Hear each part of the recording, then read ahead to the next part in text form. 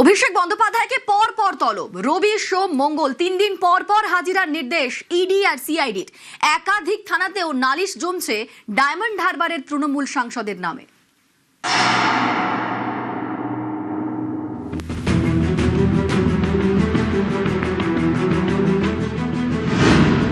দলে বিদ্রোহের মুখে, বাইরে পুলিশি তলবের মুখে। এটাই এখন অভিষেক বন্দ্যোপাধ্যায়ের পরিস্থিতি। রবি, সোম, মঙ্গল পরপর 3 দিন হাজিরার নির্দেশ ডায়মন্ড হারবারের তৃণমূল সাংসদকে।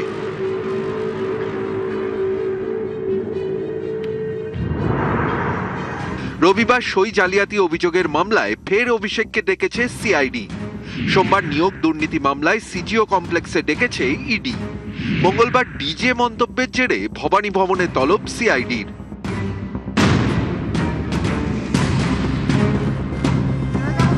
গত বৃহস্পতিবার 11ই জুন বিধায়কদের সই জালিয়াতির অভিযোগের তদন্তে ভবানী ভবনে অভিষেক বন্দ্যোপাধ্যায়কে ম্যারাথন জিজ্ঞাসাবাদ করে সিআইডি, টানা 5.5 ঘন্টা।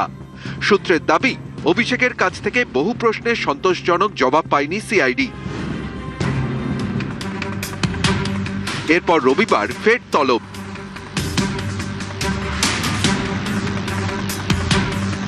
একই মামলায় রবিবার বেলেঘাটার তৃণমূল বিধায়ক কুণাল ঘোষকেও ভবানী ভবনে হাজিরার নোটিশ পাঠানো হয়েছে।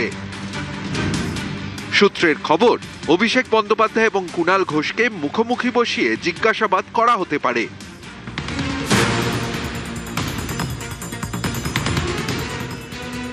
প্রাথমিক নিয়োগ দুর্নীতি মামলাতেও ইডি স্ক্যানারে অভিষেক বন্দ্যোপাধ্যায়। 15ই জুন সোমবার তাকে তলব করেছে ইডি।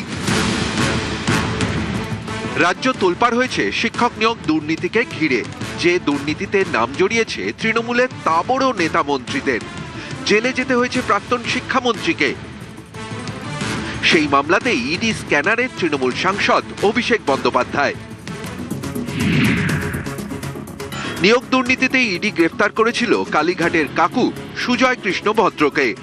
সুজয় কৃষ্ণ ভদ্রের বয়ান, আর্থিক নথি এবং বিভিন্ন ডিজিটাল তথ্য বিশ্লেষণ করেছেন তদন্তকারীরা। ইডি সূত্রের দাবি, সুজয় কৃষ্ণের থেকে পাওয়া সূত্র ধরেই তলব অভিষেককে। 4 তারিখে রবীন্দ্রসঙ্গীতের সাথে হালকা করে একটু ডিজেও বাজবে। জবাবটা এমন ভাবে দিতে হবে, গড়ায় গন্ডায়। ভোটের আগে চড়া সুর, মঞ্চ দাপিয়ে ডায়লগ, ভোটের পরে সেই ডায়লগেই বিপাকে। এই ডিজে মন্তব্যের জেরে অভিষেকের নামে মামলা। মঙ্গলবার সিআইডির তলব।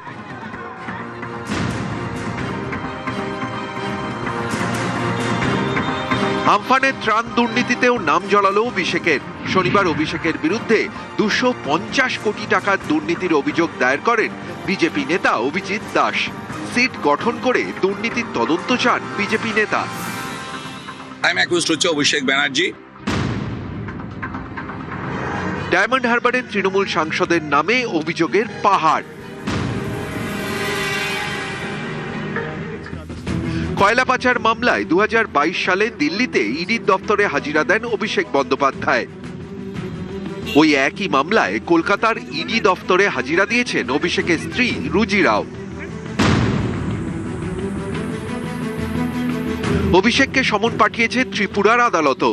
2021 সালের ভোটের পর ত্রিপুরার খোয়াই থানায় একটি অভিযোগ দায়ের হয়েছিল। সেই মামলাতেই ডাকা হয়েছে অভিষেককে।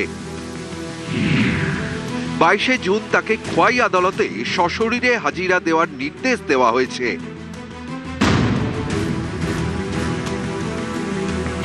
অন্যদিকে অভিষেক এবং তার পরিবারের 17টি ঠিকানায় নোটিশ পাঠিয়েছে কলকাতা পুরসভা।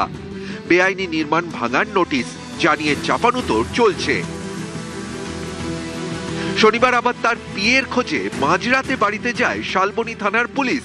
সব মিলিয়ে চাপে অভিষেক। অভিষেক তো বাইরে আছে কেন? ও তো এখন জেলখানে নিজের থেকে সারেন্ডার করে যাওয়া উচিত। যা দুষ্কর্ম করেছে, যা চুরি করেছে, এটা চোর ছাড়া তো কি মানুষ তো ওদেরকে কেউ মনে করছে না।